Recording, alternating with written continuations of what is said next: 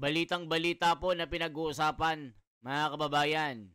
'Di ba, itong si Orly Gutesa na witness ni Marcoleta na nagpasabog po dito sa Senado na mukhang hindi ikinatuwa ni Tito Soto at ni Lacson. Sabi po nila, binayaran daw umano ni Marcoleta itong si Orly Gutesa para siraan po at tumistigo laban kay Saldico at Martin Romualdez, na yun naman ang itinanggi ni Martin Romualdez na nagpipilit daw itong si Orly Gutesa para siraan siya. Gawa-gawa lang daw ito ni Marcoleta. So ngayon po, isang batikang abogado na nagngangalang Wilfredo Garrido. Ito po ang sabi niya dito sa credibility ni Gutesa. Ito po mga kababayan, panoorin po natin.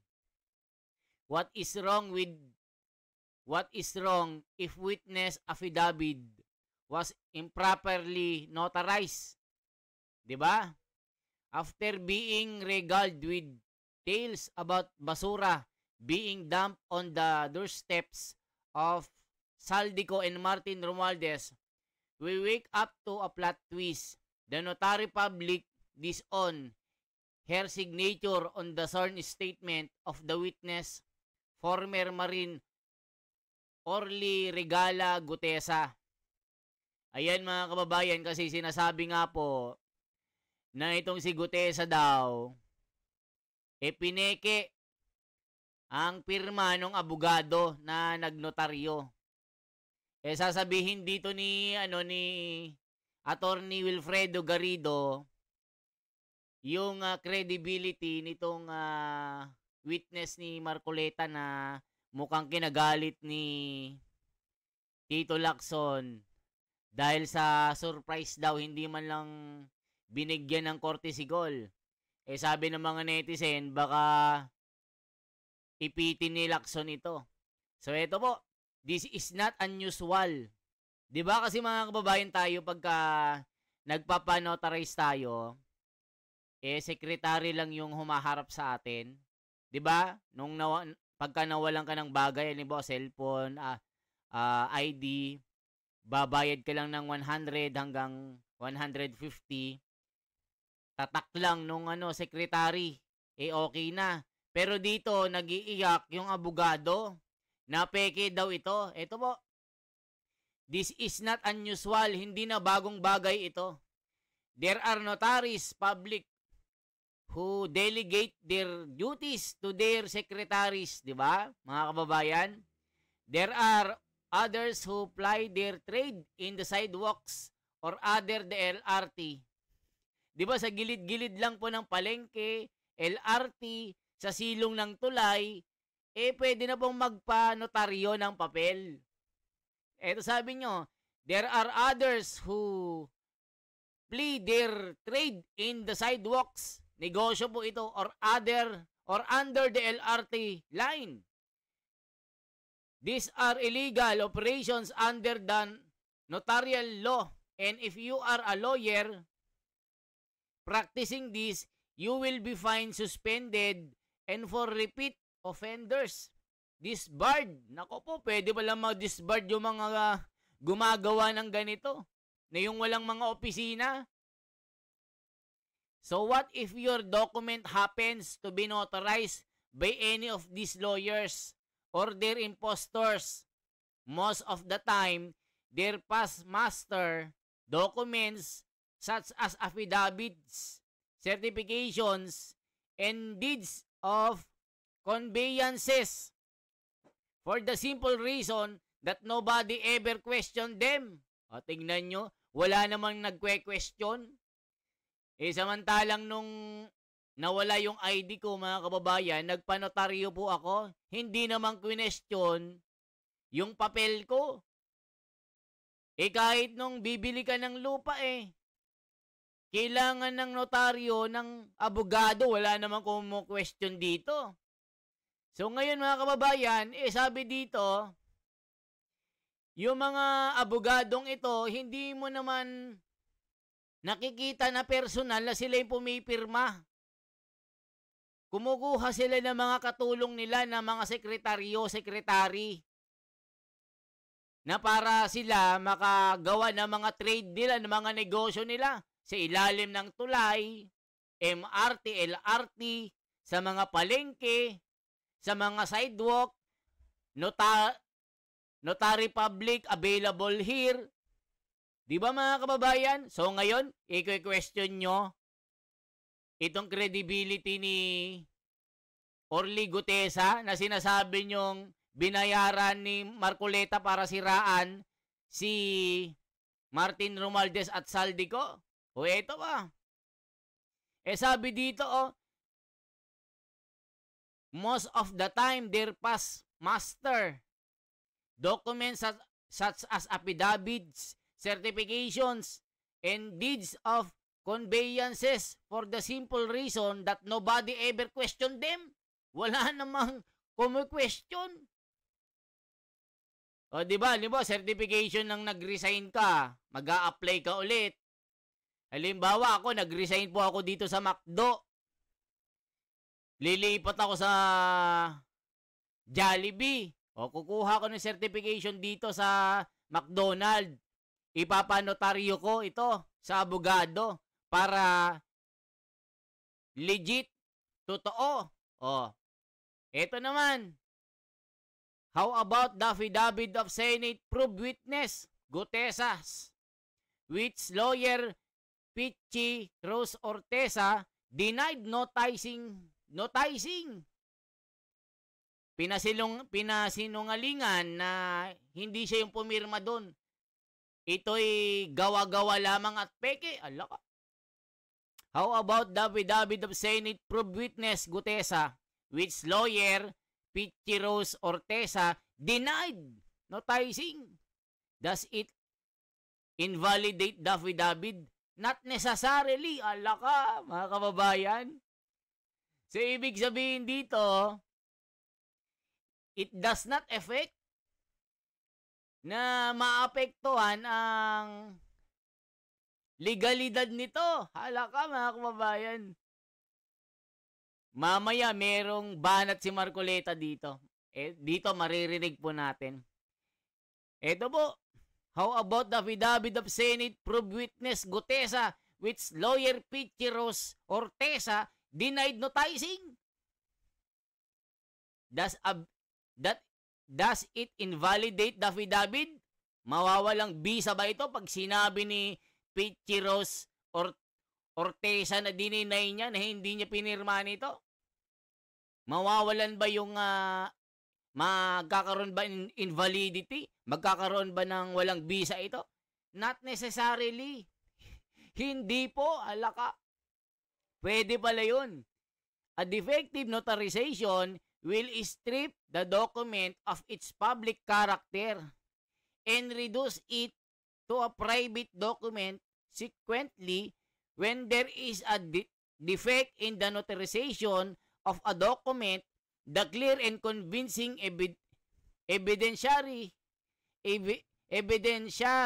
standard normally attached to a duly notarized document is dispensed with, in the measure to test the validity of such document is preponderance of evidence. O kita nyo mga kababayan, yun na mismo eh. Siya na mismo. Hawak niya yung papel. Nanumpa sa harapan ng Senado. Diba?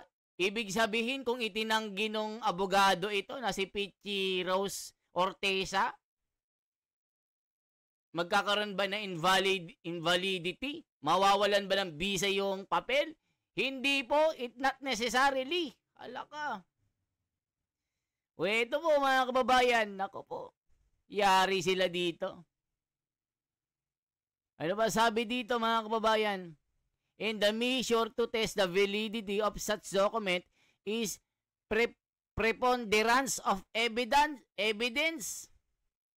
In this case, the defect of the notarization of Gutesa's affidavit was cured when he saw to its contents anew before the Senate hearing. Oh, di ba mga kababayan? Kita nyo po mga kababayan, no? Tignan nyo po. Naiintindihan nyo po? Ano sabi dito? Nasaan na po ako? Di ko na makita.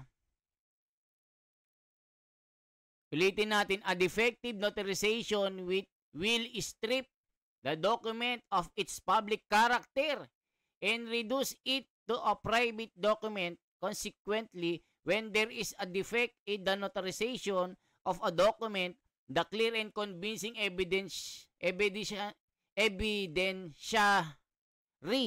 standard normally attached to a duly notarized document is dispensed with in the measure to test the validity of such document is preponderance of evidence. Ito na mga kababayan, Requena versus Erasmo. In this case, the defect of the notarization of Gutesa affidavit was cured when he saw to its contents anew before the Senate hearing. O, kita nyo mga kababayan? The fault lies squarely with Senator Marcoleta who procured the affidavit and instead of presenting Gutesa before a bona fide notary perhaps brought him to a impostor under the LRT line. O, kita nyo mga kababayan? Because he was in a hurry or did not want to pay 500 pesos to a genuine lawyer. O, kita nyo? Kasi nga naman mga kababayan, pag sa, di ba, pag sa kanto-kanto lang 150, pero dun sa mismong notaryo public 500. Eh may mga gumagawa kasi diyan na mga abogado, eh yung representative na lang nila. Parang ako nung nagpaano ko, tinatatakan na lang nila. So ano sinasabi dito mga kababayan, panoorin pa natin. Ito po. So yan yung sinasabi po. O ito po, yung sinasabi kanina. So ano sinasabi ng mga komento? Ito po, check po natin. Ito. Check po natin yung mga komento natin ha. Para malaman nyo po. O, ito po si Wilfredo. Yung sabi ni Wilfredo dito mga kababayan, basahin po natin. Para po malaman nyo na itong si Wilfredo po, magaling po ito. Magaling na abogado po ito si Wilfredo. Hindi nyo po matitibag po ito. Mga kababayan, yung mga basher natin, hindi nyo matitibag si Fredo. Ito po. Ito sinasabi dito. So ito. It is possible that Gutesa was just made to sign the affidavit, then someone else brought it elsewhere to be notarized. In that case, Gutesa should just own up to it. He incurs no liability. He should just be sworn again. The matter of the falsified notarization is for Marcoleta to explain and answer for. Lako, yari mga kababayan. Sinasabi ko sa inyo, si Marcoleta pang dadayain nyo. Oh, si Marcoleta pa ang lolokohin nyo dito. Magaling na abogado. Ito po mga kababayan yung mga sagot na mga Ito po. Attorney, the total weight of 46 maletas containing 2.2 billion is equivalent to 2 tons, which might take to 3 people a good amount of effort and time to upload, unload and load this cargo, and might take to the 3 vans of at least to transport this. O, kita nyo po mga kababayan. Yes, he saw and he affirmed his statement before the Senate, which is a body that is authorized by law, administer oath. O, kita nyo? Nanumpa naman siya doon eh. O, paano sasabihin nating questionable ba yon? Na kung sakali man hindi abogado yung pumirma, nanumpa naman siya dyan sa Senado. O, di ba? Attorney, ito yung nakikita kong problema sa claim ni Gutesa. Gutesa claim 48 million per suitcase. 35 suitcase. Hindi naman 35, 48 yun eh. Ano ka ba? Niloloko mo kami. They say he was being caught by the guy at the back at Senator Erwin Tulfo. Hala ka. I'm also wondering why banks are not suspicious of encashment and withdrawal such as huge amount of money. Totoo nga naman, no? Lesson, find a good law office with notarial services.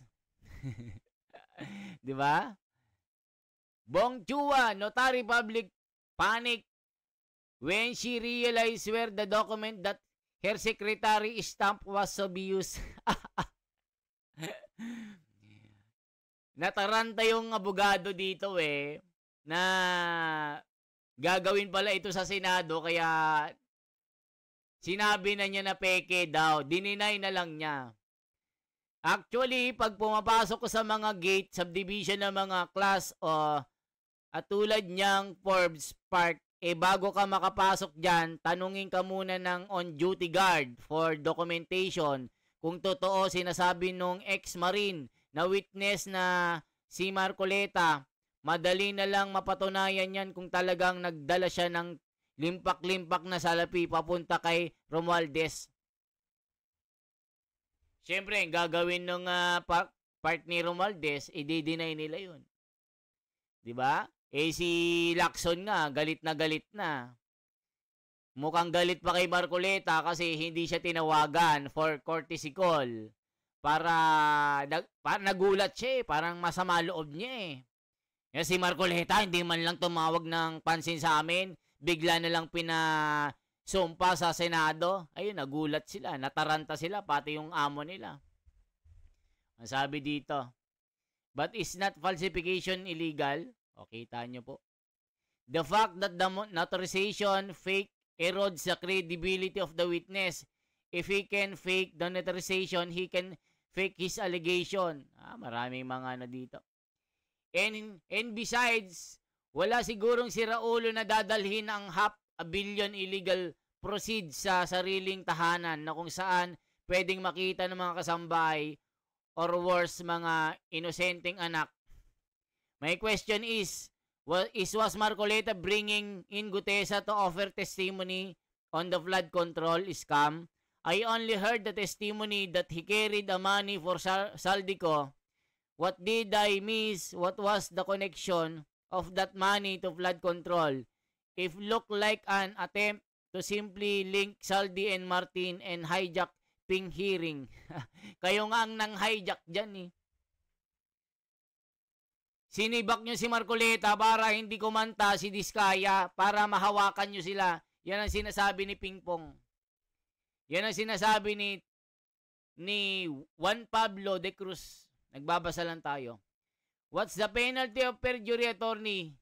June, they should throw the book of this guy. Don't let it slide. Sabi ko nga sa inyo, abogado nang nagsabi na hindi mawawalan ng credibility ito. Yung salaysay ni Gutesa. Naku po, abogado yan si Marcoleta. Sabi ko sa iyo, when you actual falsify the process before submission and testifying, you don't have good faith and clean hands to have the proceeding standing with amicum pros. Hirap intindihin.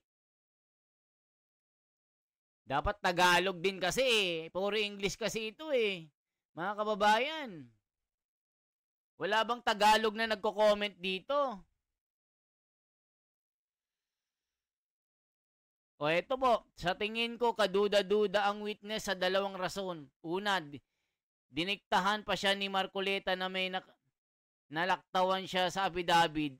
Aba, normal lang yun. Siyempre, hawak niya yung kopya. Alangan di niya basahin lahat. Mga bobo ba kayo? Pangalawa, di basta ipagkakatiwala ng sino man ang ganitong kalaki na salapi sa security lamang. Mga siraulo, yung mga engineer pinagkatiwala Mga honghang ba kayo? I would believe if Marcoleta would come up with a witness that will testify against Sara and the Duterte. Nagnakaw na ngayon mga bilyon-bilyon ang ninakaw ng mga amo nyo, pinagtatanggol nyo pa rin.